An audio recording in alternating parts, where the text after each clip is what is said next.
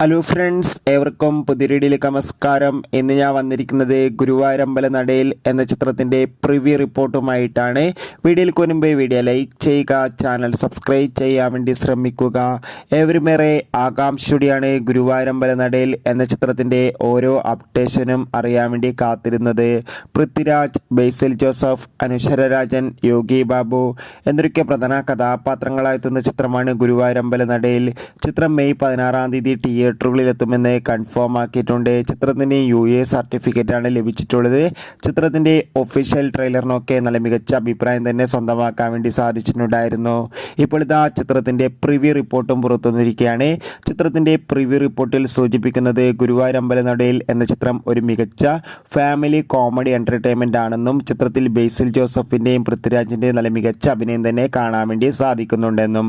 എന്തായാലും കാത്തിരിക്കാം. കൂടുതൽ അപ്ഡേറ്റിനായി എത്ര പേരാണ് ചിത്രത്തിൻ്റെ റിലീസിനായി കാത്തിരിക്കുന്നത് തീർച്ചയായും കമൻറ്റ് ചെയ്യുക. Bye bye.